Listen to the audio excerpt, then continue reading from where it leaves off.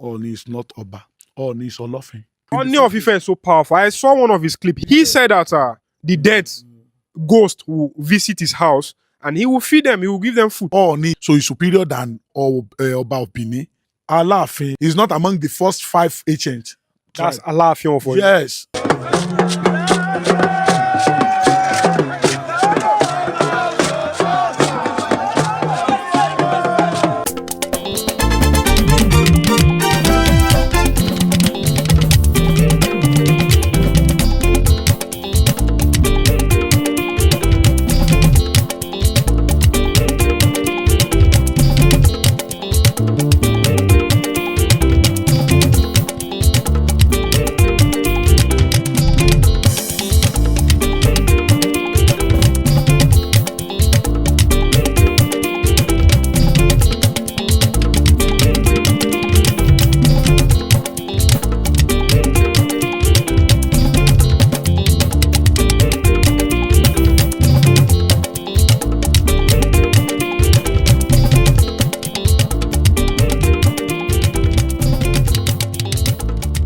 A kú dédé àsìkò ìjáre ní gbogbo ibikíbi tàbá tuntun láǹfààní láti máa wo ìkànnì yìí. Benjamin Olúwaṣẹ́gun Olúwapamẹ́rin lórúkọ mi.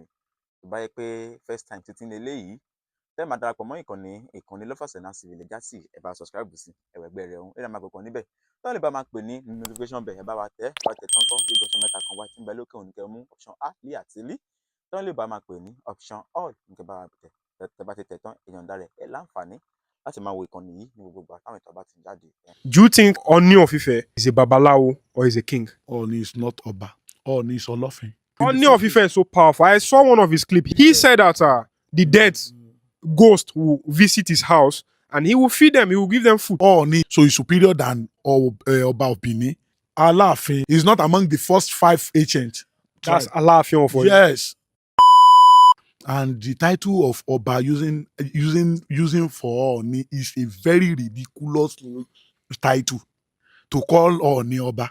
Ooni is superior than Oba. Ooni is superior than Owa. Not to talk Owa is superior than Oba. Olódùmarè is Àjàlọ́run. Ooni is Àjàláyé. That is Alaafin Àjàláyé. Second in command to God. To God. So there is no any throne that is higher. There is no any throne that is closer. Not higher. Closer to his throne. So he's superior than Oba of Benin. Don't let me go to Oba of Benin self. Oba of Benin they are under. He's superior than Alara. He's superior than Ajeru. He's superior than Owaragun Agamotieli. Omonisegi. Omagun Fowolabaje Tetete. They are superior to kings. Oba. Yes. They are just like governor. Why? Because there was an ancient time that we are practicing we Yoruba were not called Yoruba. We were Ikedu then. How did the name Yoruba come about? Just to digress a bit. Yes, the Yoruba name comes when the Oyibo were trading with Oyo and Baruba people. They are buying slaves from them. You understand? They are transacting with them. So when they want to give us name after amalgamation, 1914.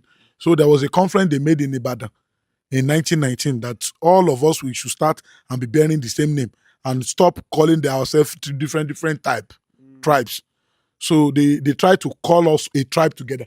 That's not Ijesha will not be only Ijesha again. Before Ijesha is Ijesha, Ekiti is Ekiti, Ijebu is Ijebu, Egba is Egba, Oyo is Oyo, and Ibaruba is Ibaruba, Takpa is Takpa. I've never even heard of Akoko is Akoko. You understand? So when they want to do the amalgamation, they now want to use us, call us together and use one name for us. So instead of to continue the name that you use as a republic, then we have been practicing the republic before Oyibo come. We were Ikedu then. And our headquarters is Ile-Ife. And the superior, who is it in Ile-Ife then, is Alaafin, which is Ooni now, the throne that Ooni sit on. So he's not the last 16th child of the last 16, the last community, the last tribe to be checkmating the Ooni throne. Ooni throne. You understand? So Alaafin is the last tribe, the late, as in the last tribe. He's not among the first 5 ancient. That's Alaafin for you. Yes. If he call himself the last, where will Alaafin put a Ajero? of Ekiti land. So Ajeru is greater than Alaafin. Very higher. This will spark some Ajeru is controversial. higher than even Owale of Akoko is higher than Alaafin. Owa Obokun of Ijesha is higher than Alaafin. It's because they met the military power. Oyinbo met the military power in Oyo. That is why they give them the rank they are using today. So, and they use their name, Baruba and Oyo. They remove O from Oyo. That is YO. Then Baruba, Ruba, Yo. That is Oyo. Ruba from Baruba. They merge it together and give us name. This is my first time of hearing this. They won't tell you. Makes a lot of sense. They won't tell you. That's it.